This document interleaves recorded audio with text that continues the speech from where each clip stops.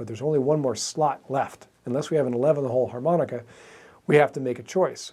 Are we going to have the note B or C? Well, if we're in the key of C, C is our most important note. So C is chosen and B is omitted. So you're actually missing the B note in the upper octave.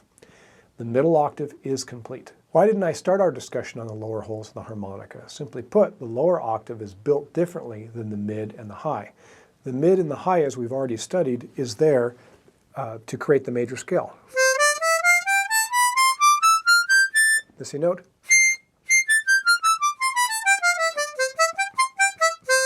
So that's the place of the harmonica where the melodies come out. The lower octave was built to play chords.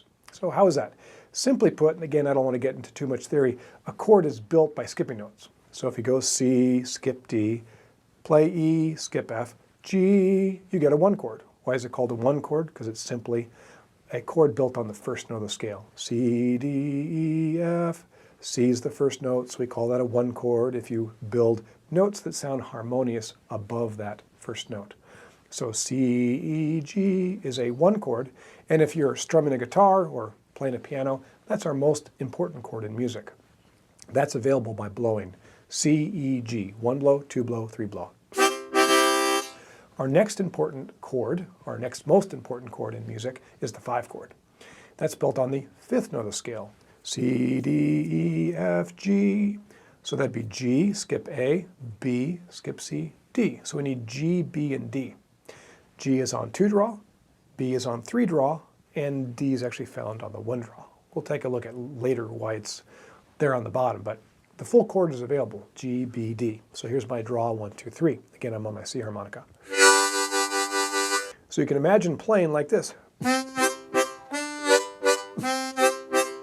on the low end of the harmonica. And then single notes on the mid to the high end of the harmonica.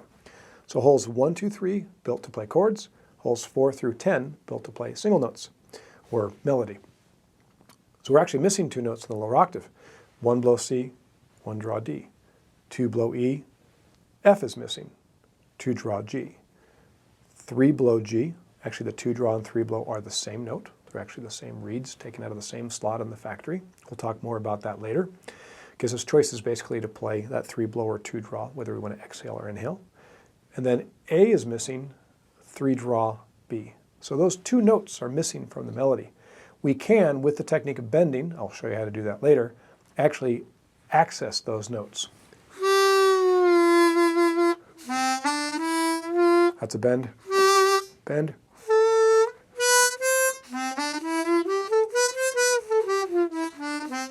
So we can actually coax those notes out of the harmonica, but the original intention was for those chords in the low end. So you'd get a playing style, if I move to my A harmonica, that has the chords on the bottom and the single notes on the top.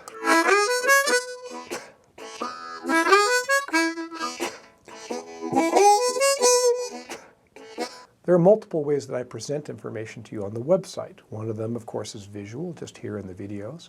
The other is audible, listening to the recorded examples. I write study songs for you. The MP3s that you listen to, it's important to listen for the rhythm, the tone, the dynamics, how soft or how loud I'm playing, and to the techniques that I present to you in sheet music. In regards to the sheet music, there's two ways in which I convey that information. One is through standard music notation. That's for people who come from another instrument who have already learned how to read music. And tab. That's known as tablature. Tab is the abbreviation of that, T-A-B.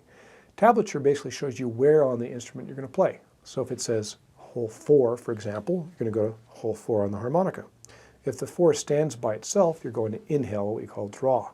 If it has a plus right after it, you're going to exhale. Think about the plus as adding air. There'll be music notation marks, and of course I'll teach you what those marks are as I teach you the techniques that'll be above the note heads. So you're looking at the music notation if you're reading the music. You're looking above the music notation, look for any special marks such as slaps or pulls or dips. And then you have the tablature below that tells you what the whole number is. The most common key that musicians will use to speak about music is the key of C. It's the most simple key. It has no sharps and no flats. It's just the white keys on a keyboard, for example, on a piano. For that reason, we'll also do the same. All of the music notation on the website is based as if you're playing a C harmonica. So if I have some music notation, that I grab my C harmonica, and it tells me to start on 3 blow, play some notes, etc. If I want to play in a different key, I simply just grab a different key of harmonica, and I use the same whole numbers. Same holes, same whole numbers, same movement, same techniques.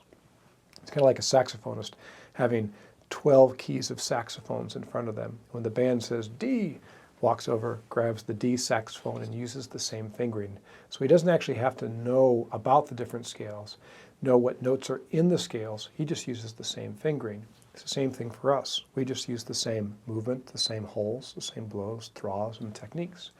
And it's for that reason that allows us to actually make music sooner than other instruments, because we actually don't have to learn about our other keys. If we can play on one harmonica, we just grab the other keys of harmonica to play in other keys. So anyways, all this just to say that all the music notation will be based as if you're playing a C harmonica, but of course to play in whatever key you want to, you just grab the appropriate harmonica. There's a term used by harmonica players called positions, or position playing. And simply put, it's talking about the key that you're playing in. Even though positions is a little bit difficult to understand and really is best understood by studying the music theory lessons on the website, we should talk a little bit about it now. If you play your C harmonica in the key of C, we call that first position. And the scale is C, D, E, F, G, A, B, C. This harmonica has all those notes. The next closest key to the key of C is G. And that's G, A, B, C, D, E, all the same notes except F sharp. So the difference between the key of C and the key of G is that F sharp. So you actually can play a C harmonica also in the key of G, just being careful of that one note, that missing note, the F sharp. Later you'll actually learn how to bend to retrieve that missing note. Why would somebody do that? If I'm playing a C harmonic in the key of C, my home bass is 4 blow C, and my chord is a blow chord. The C chord is found on the blow notes. As you learn how to bend, you'll find that you cannot bend holes 1 through 6 blow. And that's actually the most common range of harmonica playing, holes 1 through 6. You can bend the blow notes up on the high end, but those are kind of squeaky. If we play in the key of G, we actually find that the G chord is on the draw side. G, B, D is holes 2, 3, and 4, and 1 draw. The draw chord, if we play a C harmonica in the key of G, our G chord, our home chord, is now found on the draw side.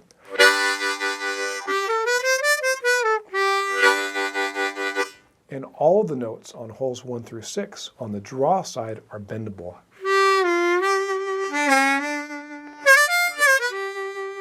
Simply put, first position tends to be used with more blow notes. Unfortunately, those blow notes cannot be bent, so we tend to play simple folk tunes. The draw side creates a G chord, and we can play in the key of G because it is a close key to the key of C. And our home chord, our most important chord, the G chord, is found on all those draw notes, and all those notes are bendable. First position is also known as straight harp. Second position is also known as cross harp. Most of the playing, most of the